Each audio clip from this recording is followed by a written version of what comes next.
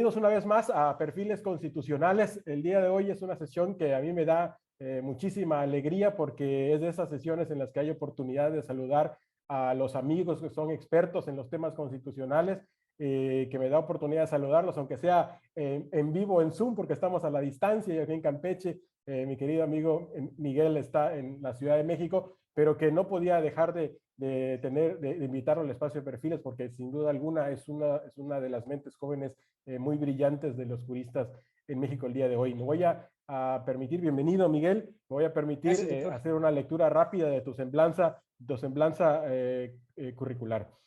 Miguel es maestro y licenciado en Derecho por la Universidad Autónoma de México, es especialista en Derechos Humanos por la División de Estudios de Posgrado de la misma Universidad Nacional y es especialista en Derechos Humanos y Garantías Penales por la Universidad de Castilla-La Mancha en España. Ha sido galardonado con la medalla Alfonso Caso al mérito universitario de la Universidad Nacional Autónoma de México y con el Premio Nacional de Ensayo Político del Instituto Mexicano de la Juventud. En su carrera profesional ha colaborado con ministros de la Suprema Corte de Justicia de la Nación, como la ministra Olga Sánchez Cordero, García Villegas, Javier Lainez Potisek, a su vez se ha desempeñado en otros cargos en el Poder Judicial, como oficial, secretario auxiliar, servidor público del Poder Judicial de la Federación, ha sido asesor de la Cámara de Diputados, del Congreso de la Unión, defensor de derechos humanos, ha tenido oportunidad de presentar escritos ante la Corte Interamericana de Derechos Humanos, como por ejemplo la opinión consultiva 26-2020 y la 22-2016. Colabora doctrinalmente en un sinnúmero de fuentes en Internet, como por ejemplo el Juego de la Corte de la revista Nexos y también la página del CIDE. Y es un colega bloguero, así como, bueno, pero él sí es profesional, no como yo, y tiene en su página, en su canal de YouTube, Favor Libertatis, que sin duda alguna tienen que revisar, tienen que escuchar. Miguel, una vez más, muchas gracias por haber aceptado el estar con nosotros en Perfiles Constitucionales. El día de hoy, como hemos platicado, no podíamos dejar de escuchar la voz experta, la voz tuya, sobre este tema que está dando tanto revuelo en México en estos días y que va a seguir dando todavía la semana que viene, del tema de la prisión preventiva.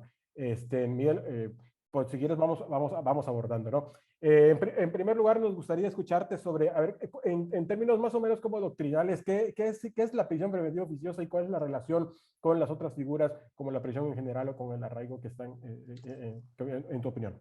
Adelante. Perfecto. Muchísimas gracias, doctor, a usted por la invitación y a su amable audiencia que nos están escuchando y viendo en estos momentos. Pues sí, fíjese que básicamente estamos hablando de figuras, por un lado, de carácter preprocesal y por otro lado, medidas de carácter cautelar de restricción de la libertad personal.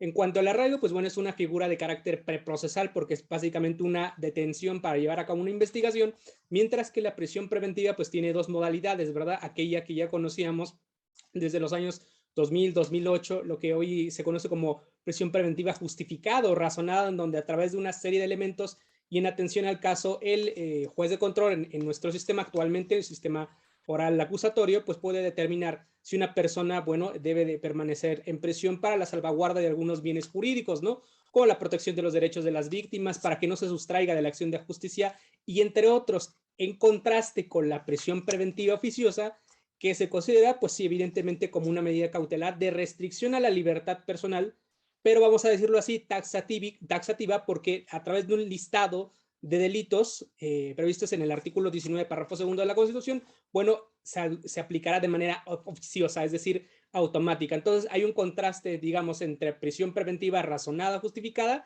y la oficiosa, y el arraigo, que es básicamente una medida de carácter preprocesal de restricción a la libertad personal. Actualmente aún está contemplada en el artículo 16, párrafo octavo de la Constitución. Sí, doctor, sí. Excelentísimo, Miguel, como siempre, muy claro. Ahora, ¿cuál es el problema que tenemos en el diseño constitucional de México con estas figuras que está causando tanta discusión el día de hoy? Perfecto, sí, con mucho gusto, doctor. Mire, tal cual lo hemos venido advirtiendo ya muchas voces desde hace algunos años, es que tanto la figura de la prisión preventiva oficiosa como el arraigo constitucional, vamos a decirlo así, antes no estaban contempladas o previstas a rango constitucional. Fue a partir del año 2008, efectivamente, y luego una reforma en 2011, en donde se fueron incorporando estas figuras y entraron en contradicción con la reforma de derechos humanos, usted recordará, de 10 de junio de 2011. Entonces, a partir de una relectura, vamos a decirlo así, del artículo primero, párrafo primero de la Constitución, que se amplía el famoso parámetro o el bloque de constitucionalidad y convencionalidad, ¿verdad? Entran, vamos a decirlo así, en juego todos los derechos humanos de fuente internacional, y esto, tomando en cuenta las figuras de restricción a la libertad personal, como la prisión preventiva oficiosa y el arraigo, pues ya empieza a generarse una contradicción bastante interesante, teniendo en cuenta que, vamos a decir, el estándar o el parámetro internacional es más benigno a la persona, precisamente porque pues, reconoce de manera un poco más, vamos a decir, garantista la libertad personal, o incluso otra serie de derechos, como sería el derecho a la presunción de inocencia. Entonces se empieza a generar una contradicción en el propio texto constitucional. Ok, perfecto. Entonces entramos con la reforma en derechos humanos, entramos en un diálogo bastante profundo e interesante en el tema de defensa de los derechos de la libertad, ¿no? En estas figuras. Sí, sí, es muy interesante. Y Miguel, tú que eres experto en el tema del sistema interamericano, en estos días estuvo la sesión, la Corte Interamericana sobre el caso de México, justamente la figura central fue el análisis de la prisión preventiva, lo que tú llamas, o sea, la justificada, pero en especial la prisión preventiva oficiosa. Y hay hubieron varias intervenciones muy interesantes, como por ejemplo la que fue una de las más discutidas y más aplaudidas fue la del ministro en retiro, José Ramón Cosío. ¿Nos podrías platicar un poco, tú que conoces más a fondo esto, qué cosas serían rescatables de esa sesión de la Corte Interamericana y que pudieran ayudarnos a vislumbrar un poco por dónde podría venir la decisión de la Corte?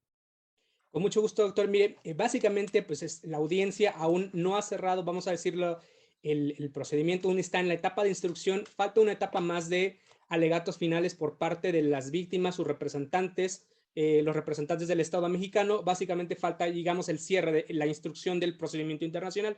Pero en esta audiencia, tanto representantes como víctimas, representantes del Estado mexicano, pueden ofrecer o ofrecieron en este caso, pues peritajes a cargo de diversas personalidades. Uno de los peritajes que fue ofrecido fue el del ministro José Ramón Cosío, que versó específicamente sobre el tema de las restricciones constitucionales, ¿verdad? Este tema que salió desde aquella famosa contradicción de tesis 293 que se discutió en el Pleno ya hace prácticamente casi 10 años a la distancia, se discutió en 2013, en donde, bueno, esta contradicción de tesis dio lugar a dos tesis muy interesantes, ¿no? Sobre el principio pro persona y la obligatoriedad de la jurisprudencia de la Corte Interamericana, y aquella famosa, la 20/2014, ustedes recordarán, es la que habla de que, bueno, el parámetro de regularidad constitucional se integra con normas de derechos humanos de fuente internacional, pero cuando en la Constitución mexicana también haya una restricción expresa, se deberá atender a esta. Y entonces el peritaje del ministro José Ramón Cosío Díaz versó específicamente sobre si esto puede ser compatible o no ya con el ámbito y la jurisprudencia del sistema interamericano. Esa fue una cuestión bastante interesante, a mi juicio, porque fue una audiencia bastante larga, y también el peritaje, la presentación oral del ministro Cosío Díaz fue bastante largo. Él dijo, bueno, pues básicamente aquí ya hay, evidentemente ya estamos en un conflicto normativo muy interesante, porque por una parte tenemos a las normas constitucionales y que ya están riñendo con las normas de fuente internacional, y entonces en ese caso pues hay que decantarnos efectivamente por un principio pro persona, y si ello nos lleva a, en dado caso, hipotéticamente, inaplicar alguna restricción constitucional, pues deberá hacerse en atención a este principio pro persona, incluso más allá, sobre todo en el aspecto de qué es lo que probablemente pueda determinar la Honorable Corte Interamericana en su sentencia de fondo. Probablemente en materia de reparaciones pueda decir, bueno, al lugar a una modificación del orden jurídico mexicano para hacer la Constitución mexicana también compatible con la Convención Americana. Esto no es algo extraño, esto ya ha pasado en algunas otras ocasiones. Me parece que esa sería un poco la idea, la noción de hacia dónde vamos encaminados, ¿no? Un poquito de o inaplicación de las restricciones constitucionales, o bien también la adecuación del marco constitucional, tomando en cuenta los elementos de la Convención Americana sobre Derechos Humanos. Eso por una parte. Por la otra, el peritaje también del director de la Escuela Federal de Formación Judicial fue muy importante, el doctor Arturo Bárcena, que tenía en mente, sobre todo, hacía énfasis en que ya ciertamente algunos jueces en el Estado mexicano, algunos jueces de control, si no mal recordamos, ya han ejercido una especie de control difuso de convencionalidad, inaplicando incluso las disposiciones del Código Nacional de Procedimientos Penales, que de alguna manera también reproducen el contenido de la figura de la prisión preventiva oficiosa. Entonces, ya dejó entrever que efectivamente ha habido unos casos, ¿no? Pero esto poco a poco va avanzando. Claro, hay que tomar en cuenta que, bueno, la ley de amparo también establece la obligatoriedad de la jurisprudencia, entre otras cosas, pero ya empieza a abrirse un poquito la perspectiva y es un debate que está siendo planteado en estos momentos, que lo va a discutir la Corte seguramente en las próximas semanas, en los próximos días, pero ya estamos dejando entrever que inclusive ya algunos jueces de control, algunos jueces federales ya están llevando a cabo esta inaplicación del propio texto constitucional, tomando como parámetro el elemento más favorable a la protección de la persona, ¿verdad? Ciertamente. Me parece que fueron dos peritajes que son dignos de destacarse, sí. Sí, sí, así es, así es. Me parece que lo que estoy diciendo es absolutamente correcto.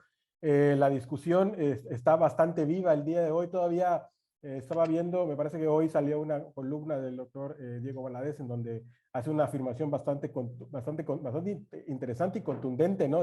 Del juez constitucional como juez constituyente que mete en la discusión, es una discusión de derecho muy profunda, ¿no? Lo que tú estás planteando y lo que se está planteando en México en estos días. Sin duda alguna, algo va a pasar con el derecho mexicano en los próximos tiempos, porque esto es definitivamente algo que toca fibras muy sensibles del sistema constitucional de nuestro país y que, como tú bien dices, tiene que tomar o una vertiente o la vertiente del tema del parámetro de control de regularidad o la otra vertiente un poco más pegada a lo que decía hoy el doctor Diego Valadez, la posibilidad de que se haga una modificación al régimen constitucional para adecuarlo al respeto de los derechos en el sistema interamericano, ¿no? Muy bien, te agradezco mucho, Miguel, nos has puesto ya muy clara la discusión. No sé si quisieras aportar alguna cosa más para ir cerrando. Con mucho gusto, doctor. Sobre todo teniendo en cuenta, sí que pues estos debates, como usted bien menciona, pues a veces no siempre son pacíficos, ¿verdad? Generan controversias, son temas que incluso, ¿no? Siendo modestos, siendo humildes, que me parece que han llegado un poquito tarde a la discusión de la doctrina constitucional mexicana, viendo lo que han hecho en otras latitudes como en Colombia, en Argentina, ¿no? Incluso en Brasil, que se discuten cosas como la sustitución de la Constitución, ¿verdad? La Corte Constitucional colombiana, las figuras del margen de apreciación nacional. El juez Humberto Sierra Porto, en la audiencia pasada, este viernes pasado, dialogaba un poquito ahí con el ministro José Ramón Cosío, dándole a entender, oiga, a ver, estas figuras de restricción acogen o se podrían enmarcar en la doctrina de la identidad constitucional, es decir, que sin ellas México no dejaría de ser México, o hay alguna serie de elementos que nos indique que la tradición jurídica tiene que ser enfocada a estas figuras de restricción. Y el ministro José Ramón Cosío, de manera muy atinada y muy brillante, pero también rindiendo un pequeño homenaje al doctor Héctor Fix Zamudio, decía, bueno, a mí me gustaría que nos recordaran a nivel internacional por la protección de los derechos a través del juicio de amparo y no por el arraigo, la prisión preventiva oficiosa. Y me parece que son temas que poco a poco van a ir permeando, son temas de los que ya nos veníamos rezagando un poquito en la región, por así decirlo, pero que ya están llamando a la puerta y evidentemente hay que seguir dialogando, debatiendo y vendrán evidentemente más textos académicos, vendrán más libros, y porque son temas que ya no podemos dejar pasar, ¿no? Por más tiempo. Me parece que ya poco a poco nos vamos adentrando en una, vamos a decirlo así, en un tecnicismo más detallado de estos temas constitucionales, sin duda alguna. Así es, son palabras muy maduras. Recuerdo hace algún tiempo un teórico de la democracia que vino a México le hacían una pregunta: ¿usted está a favor de los cambios constitucionales repentinos o de los cambios constitucionales paulatinos? Y la respuesta a mí me pareció, desde esa época me pareció muy interesante, pero además muy madura, en el sentido de que respondió: yo cada vez estoy menos de acuerdo con los cambios constitucionales repentinos, ¿no? Las instituciones, como bien dices tú, yo creo que maduran mejor con el tránsito del tiempo. La reforma de derechos humanos ya tiene un buen tiempo y está surtiendo más efectos. A mí me parece que todavía tiene una potencialidad importante, que lo que va a generar es el ir madurando estas cosas que se tienen que ir madurando para el respeto de los derechos en nuestro país. Muy bien, muchas gracias, Miguel, de nuevo por habernos permitido escucharte unos minutos. un saludo afectuoso, que sabes tú que es siempre afectuoso, y ojalá y que la próxima invitación sea ya personal, ¿no? Que podamos ir a México para entrevistarte personalmente y saludarte personalmente. Será un gusto, estimado doctor. Sí, será un gusto y le mando un afectuoso abrazo, un saludo fraterno y estamos a la orden para cuando usted disponga, estimado doctor Víctor. Muchas gracias, Miguel. Pues muchas gracias a ustedes por haber estado en Perfiles Constitucionales. No se les olvide suscribirse, darle manito arriba y nos vemos para la próxima ocasión. Hasta luego. Hasta luego.